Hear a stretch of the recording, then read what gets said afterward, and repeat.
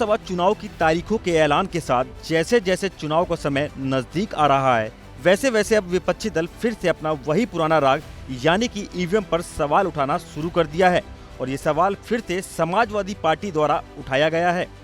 अपने प्रचार में जुटी अखिलेश यादव की पत्नी और डिम्पल यादव ने ईवीएम पर सवाल उठाया है। उन्होंने कहा, आज भी लोगों में ईवीएम को लेकर कई तरह की शंकाएं हैं। लोग चाहते हैं बैलेट पेपर से चुनाव हो।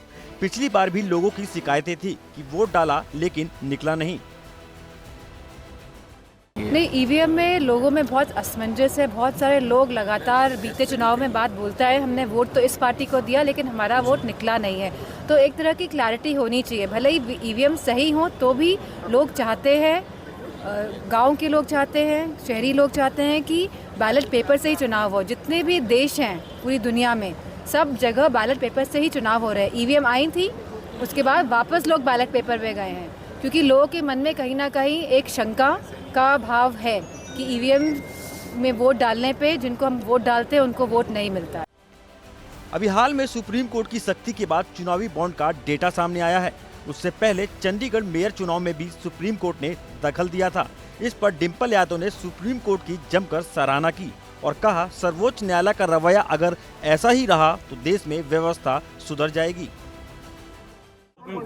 मैं चाहती हूँ कि सुप्रीम कोर्ट का अगर इसी तरह का इंटरफेरेंस रहेगा तो बहुत सारी चीज़ें जो हैं वो लाइन पे आएंगी। जो अभी सब अव्यवस्था दिख रही है हर एक स्टेप में, मैं समझती हूँ कि सुप्रीम कोर्ट जिस तरह का मेयर वाला चुनाव भी हुआ था पंजाब का, अगर सुप्रीम कोर्ट इंटरफेयर नहीं करता तो हमारे जानने वाले बीजेपी के बहुत सारे सांसद हैं, उन्होंने कहा था जीते तो हम ही हैं मेयर का चुनाव।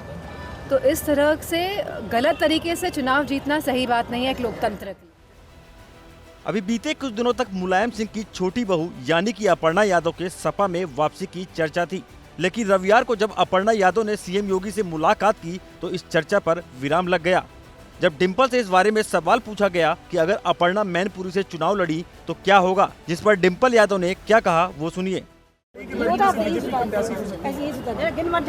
इस बात का संज्ञान नहीं है क्योंकि मैं इस क्षेत्र में हूँ और अगर पहले भी मिली है कई बार और अभी भी मिल रही है तो इसमें कोई रोक टोक तो है नहीं, कोई भी किसी से भी मिल सकता है। पर अगर बीजेपी की प्रत्याशी के रूप में अगर मैनपुरी में उपस्थित है तो कैसी राय दिखेगी? मैं समझती हूँ कि समाजवादी पार्टी बहुत मजबूती से मैनपुरी लड़ रही है और लोगों का सहयोग, प्यार और साथ मिल रहा है। कुल मिलाकर डिम्पल यादव अपने मिशन में जुट गई हैं और मैनपुरी सीट हर हाल में जीतने की पुरजोर कोशिश में लग गई हैं, लेकिन इस मौके पर वो विरोधियों पर भी बरसने में कोई कसर नहीं छोड़ रही। भारत की बात रोहित सिंह सावल के साथ सिर्फ एबीपी न्यूज पर।